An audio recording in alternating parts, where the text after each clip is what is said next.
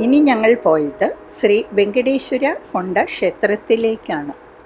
ശ്രീ വെങ്കടേശ്വര കൊണ്ട കുന്നിലാണ് ശ്രീ വെങ്കടേശ്വര സ്വാമി ക്ഷേത്രം. ഇത് വെങ്കടേശ്വര ഭഗവാന് സമർപ്പിച്ചിരിക്കുന്നു.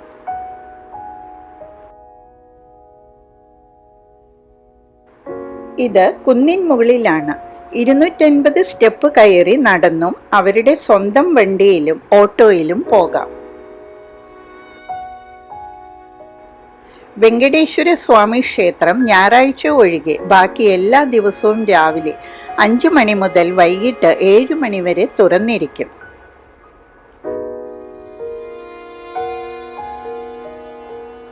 പ്രദേശവാസികൾക്കിടയിൽ ഈ ക്ഷേത്രം നരസിംഹസ്വാമി കൊണ്ടക്ഷേത്രം എന്ന പേരിലും അറിയപ്പെടുന്നു.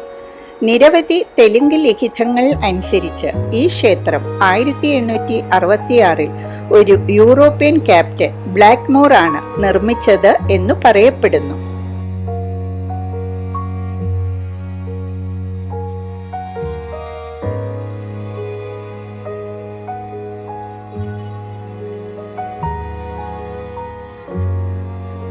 ഗരുഡാദ്രി കുന്നിൻ മുകളിലാണ് വെങ്കടേശ്വര ഭഗവാന്റെ വാസസ്ഥലം.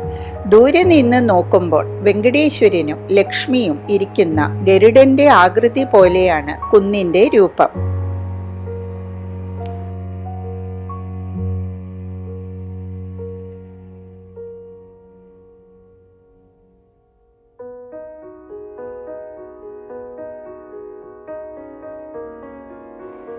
നൂറ്റാണ്ടുകൾക്ക് മുമ്പ് കുന്നിലെ പാറ ഇളകിയ കാലത്ത് വെങ്കടേശ്വര ഭഗവാന്റെ ഒരു വിഗ്രഹം കണ്ടെത്തി. അതിനാൽ ഈ സ്ഥലത്ത് ഒരു ക്ഷേത്രം നിർമ്മിക്കാൻ അവർ തീരുമാനിച്ചു. ഈ ക്ഷേത്രത്തെ ഉപമക എന്ന് വിളിക്കുന്നു. ഇതിന്റെ അർത്ഥം ജീവലോകത്ത് ഇതിന് തുല്യമായ മറ്റൊരിടം ഇല്ല എന്നാണ്.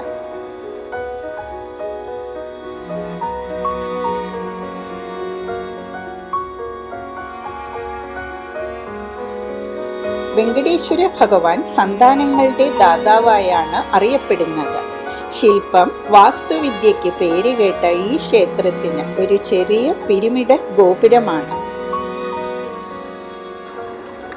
പ്രകൃതി ഭംഗി കൊണ്ട് അനുഗ്രഹീത നഗരമായ വിശാഖപട്ടണം 3 കുന്നുകളാൽ ചുറ്റപ്പെട്ടിരിക്കുന്നു.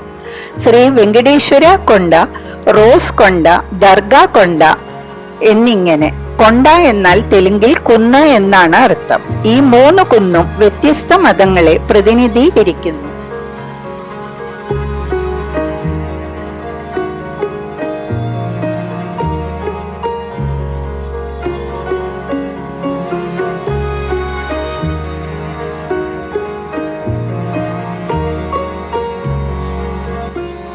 ഈ ക്ഷേത്രം ഗോസ്ഥാനി നദിക്കടലിൽ ചേരുന്ന സ്ഥലത്താണ് സ്ഥിതി ചെയ്യുന്നത്. കപ്പലുകൾ, മത്സ്യബന്ധന തുറമുഖം, അവരുടെ വലകൾ എന്നിവ ഉൾപ്പെടുന്ന മനോഹരമായ പ്രകൃതി ദൃശ്യങ്ങളും വിശാഖപട്ടണം തുറമുഖത്തിന്റെ കാഴ്ചകളും ഈ ക്ഷേത്രത്തിന് ചുറ്റുമുണ്ട്.